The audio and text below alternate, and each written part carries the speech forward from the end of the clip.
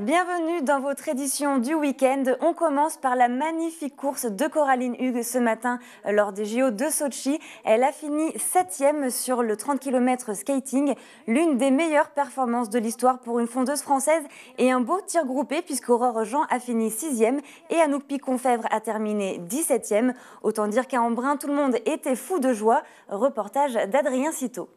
Mass start féminin, dernière épreuve pour Coraline Hughes, la fondeuse embrunaise qui est sélectionnée à Sochi. Le 30 km libre, c'est sa discipline. Moins douée en classique et en sprint, la fondeuse s'élance ce samedi matin pour marquer les esprits.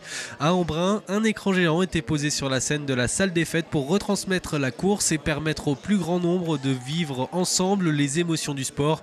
Guy Ignesti, ancien président du SCOS, le ski club de Coraline Hughes. Je ne sais pas s'il y a plus de tension, en tous les cas il y a un enjeu qui est phénoménal puisque notre Coraline aujourd'hui a un potentiel pour faire un très bon résultat. De toute façon, elle va partir sans se mettre dans le rouge et puis petit à petit elle va monter en puissance et je crois qu'elle fera un bon résultat. Comme pour lui donner raison, Coraline grappille les places durant la course, passant du top 30 au top 20. Bien sur ses skis, elle n'a pas besoin de s'arrêter pour les changer à mi-course. Elle continue sa folle épopée à la poursuite du trio de Norvégienne qui fait la course en tête, intouchable.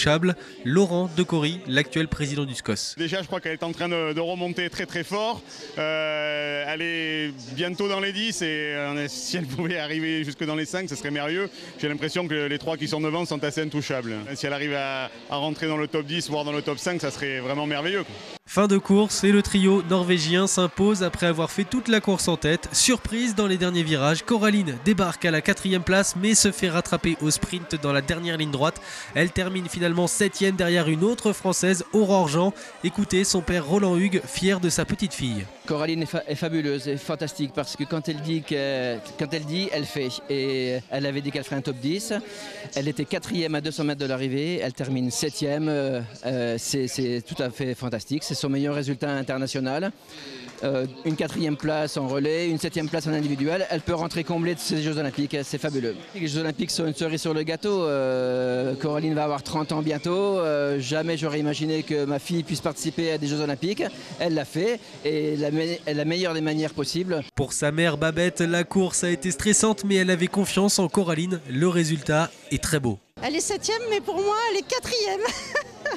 Parce que bon voilà, le sprint c'est pas son fort et on le sait, mais bon, elle a fait une super course. C'est vraiment super. Qu'est-ce que vous allez lui dire au téléphone quand vous l'aurez tout à l'heure? Que je l'aime et c'est super. Il ne faut pas qu'elle soit déçue de sa 7e place. Elle a fait tout ce qu'il fallait. C'est génial. Effectivement, Coraline est tellement compétitrice qu'une très belle 7e place ne lui suffirait pas. Malgré tout, elle a eu un petit mot de remerciement lors de son interview par France Télévisions pour tous ceux qui la soutiennent. Coraline, c'est à notre tour de te dire merci pour tous ces moments forts que tu nous as fait vivre.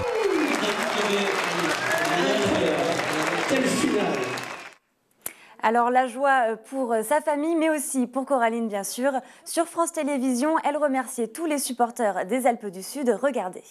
Coraline a été absolument sublime aussi. 7e place, elle me dit 8, mais non, te voilà 7e. C'est quand même un super résultat. Oui, je suis contente. Un petit peu déçue parce que j'ai essayé de jouer. Je suis partie de mon groupe, essayé de faire plusieurs attaques. Et puis malheureusement je me fais un peu griller sur le sprint à la fin. C'est pas ta grande spécialité le sprint, donc t'avais vraiment fait tout le travail avant. Oui, après voilà, mon objectif était de faire mieux que l'année dernière au championnat du monde, donc si je suis 7, je suis vraiment contente et puis je remercie bien tous ceux qui m'ont suivi jusqu'à présent, aidé, tout ça, ils se reconnaîtront. Voilà. En tout cas très très belle ambiance dans cette équipe de France de fond qui se rapproche de plus en plus des podiums, ça c'est de bon augure. Oui, là on était un beau tir regroupé pendant toute la course, on était tout le temps ensemble dans le même groupe, donc ça montre bien notre homogénéité. IT, Missa Est. Ça pègue un peu après la course. Normal. Du coup voilà, et c'est comme ça qu'on monte aussi en puissance grâce à ce groupe. Bravo Coraline en tout cas, quel joli tir groupé, 6 avec Aurore, 7 avec Coraline et toujours des beaux sourires André.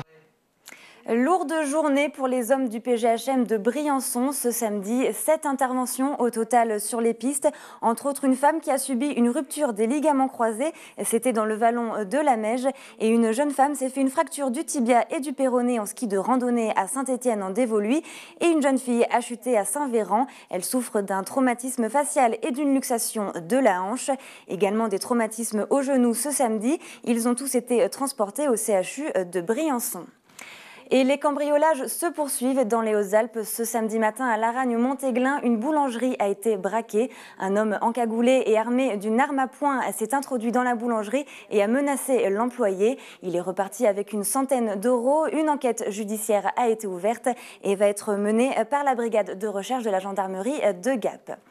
Ça y est, les vacances ont commencé pour la zone B.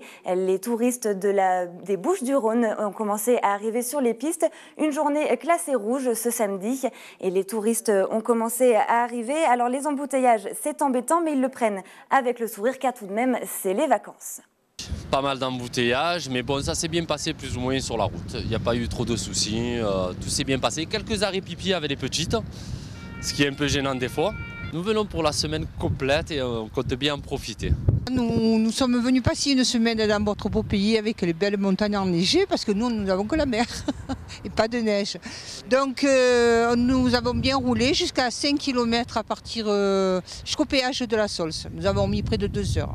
Arrivé au péage, nouvelle difficulté pour passer le rond-point. Et puis un petit ralentissement jusqu'à Tallard. Ensuite, nous avons roulé quand même assez bien, et puis ralentissement jusqu'ici. Voilà, mais enfin bon, ça va, on est en vacances, on a le temps, on va bien profiter toute la semaine. Hein. Là, c'était l'enfer, voilà, parce qu'on est parti depuis 9h30, donc je ne sais pas quelle heure c'est, mais c'est bien 2 heures. Voilà, et on n'a pas roulé depuis le péage de la Sols, 5 km avant. Voilà, c'était tout bouché et jusqu'à maintenant. On essaie de calmer le conducteur, mais non, ça va. Tout va bien. On s'en va en vacances, donc il n'y a pas de souci. On a réussi à échapper aux embouteillages à la Sols, parce qu'on a pris la route à Sisteron, parce qu'on connaissait le problème. Voilà, donc bon, ça va jusqu'à maintenant, ça va maintenant. J'ai l'impression que ça bouchonne après, quoi. Oui, non, c'est embêtant parce qu'on a les enfants, voilà, tout le monde s'impatiente. C'est simplement ça, sinon on a le temps, c'est vrai. Et parmi les vacanciers, certains iront sûrement à Montgenèvre où ils pourront découvrir les saveurs de l'Italie. Reportage d'Élodie Pépin. 21h30, c'est parti pour Mont-Soleil, un restaurant italien d'altitude à la frontière française. Ici, ils amènent les clients directement en motoneige. Après quelques minutes dans le froid, heureusement, c'est autour d'un bon feu que les clients se régalent. On va bientôt passer au dessert avec un parfait à la menthe et chocolat sur pain de Gênes au chocolat et piment. Je trouve que c'est très original, les petites quantités réparties, etc. Je trouve que c'est très bon. C'est exceptionnel, c'est différent de ce qu'on peut trouver par ailleurs. Je connaissais ce resto parce que je suis venu quelques fois pour manger le midi. Et sinon c'est la première fois que je viens manger le soir et qu'on est monté en motoneige, c'était assez sympa. Ce soir, il y a beaucoup de Français. Il faut dire que le packaging moto plus resto attire énormément la clientèle de Montgenèvre. Pendant la semaine, c'est plutôt des étrangers. Alors, c'est surtout des Français. Nous, on travaille très bien avec Montgenèvre. Donc, la clientèle, ce sont les hôtels de Montgenèvre et les clients qui arrivent de Sestriere et du Club Med de Pragelato. Tandis que pendant le week-end, on a beaucoup d'Italiens. D'Italiens qui arrivent de Turin, Milan, ils font le week-end ici. L'auberge Mont-Soleil a donc su développer son activité et pour ramener un maximum de clients, tout a été bien pensé. Quand il y a beaucoup de personnes à monter, nous on a 3 motoneiges avec 3 chariots derrière et que ça veut dire que chaque voyage que nous on fait, on a la possibilité de monter 15 personnes. La cuisine, l'ambiance, la typique motoneige au chalet Mont-Soleil, il faut compter 45 € par adulte et 18 € par enfant, tout compris. Des manœuvres pour maintenir leurs acquis. 70 sapeurs-pompiers se sont réunis ce vendredi soir pour participer à divers ateliers. Le but, revoir les bases et maintenir les acquis. Une soirée organisée 2 fois par an, en majorité des pompiers volontaires ce vendredi. Et c'est la première fois qu'une manœuvre de cette envergure est organisée. À l'ancienne maison de retraite de la Fare-en-Champsaur, des ateliers qui permettent de travailler en petits groupes. Le commandant Pierre-Emmanuel Féhit, le sergent-chef Christophe Jouan et le lieutenant Philippe Guédan nous en disent plus.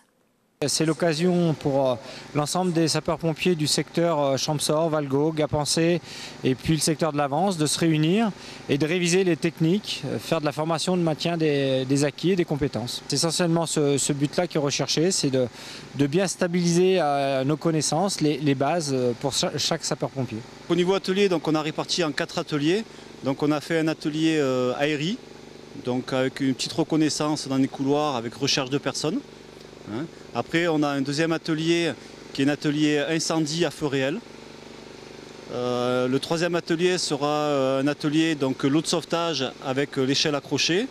Et un quatrième atelier, donc échelle à coulisses, et pareil avec l'eau de sauvetage, avec des manœuvres différentes. Ici, on a la chance d'avoir le vieux bâtiment, puisque la maison de retraite, les bâtiments neufs sont derrière nous. Et c'est vrai qu'il y a longtemps qu'on disait qu'il fallait qu'on manœuvre et qu'on profite de ce vieux bâtiment pour manœuvrer.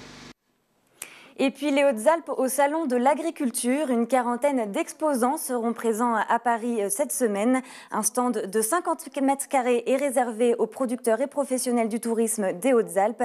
DC TV sera également sur place à partir de mardi pour vous faire vivre le salon en images. Voilà, vous êtes à jour de toute l'actualité d'ici. Merci de nous avoir suivis. 24 heures sur 24, 7 jours sur 7, toute l'actualité des Alpes du Sud et dans le monde. d'ici.fr